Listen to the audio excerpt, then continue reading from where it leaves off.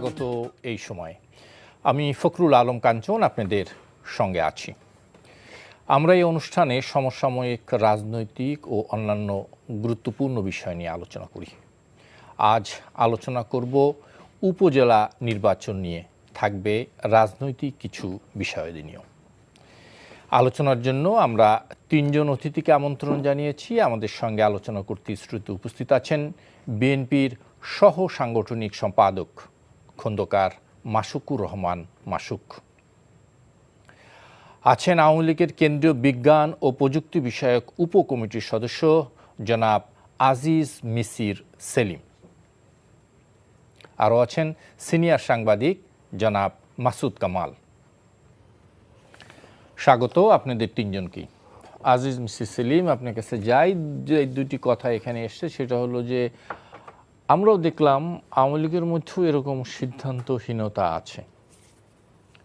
ভোটের রাজনীতিতে দলীয় মনোনয়নের বাইরেও ভোট হচ্ছে, প্রার্থী হয়েছে, এবং সবচেয়ে যেটা বড় কথা সেটা হলো যে দলীয় এমপি এরপরে মন্ত্রীদের আত্মীয় স্বজনকে উপজেলা থেকে তাদের প্রত্যাহার করে নেওয়ার জন্য আলটিমেটাম দেওয়া হলো। এখনও প্রায় 27 থেকে 30 জন প্রার্থী রয়েছে, যদিও আজকে 1-2 জন উইথড্র হয়েছে। 27 জন প্রার্থী আছে যারা মন্ত্রী এমপিদের আত্মীয় স্বজন বা তাদের সমর্থন দেওয়া।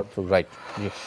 আচ্ছা, প্রথমে আমি এনটিভি দর্শক এবং এনটিভি সকলকেই ধন্যবাদ জানাই, কাঞ্চন ভাই আপনি সহ, আর মাসুদ ভাই তো অবশ্যই, উনি আমার অত্যন্ত প্রিয় একজন মানুষ, আর মাসুদ আছে, ঠিক আছে।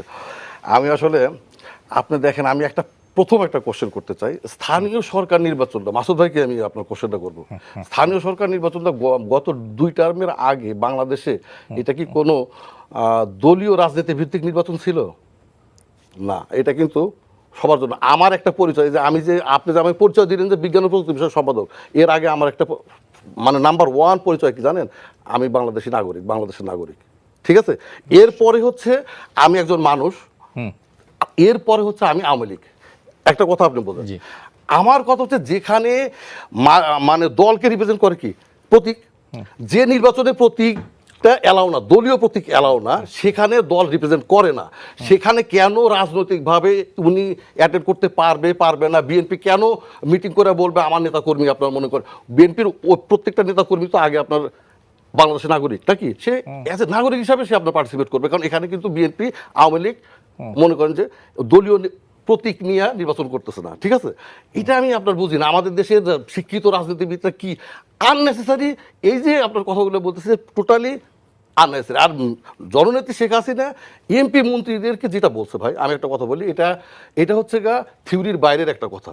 আপনি দেখেন গত 53 বছরে এই এমপি মন্ত্রীদের মানে প্রভাবের কারণে আমাদের দেশের কোনো কিছু না, রাজনীতি কোনো কিছুই ঠিক মতো চলে নাই।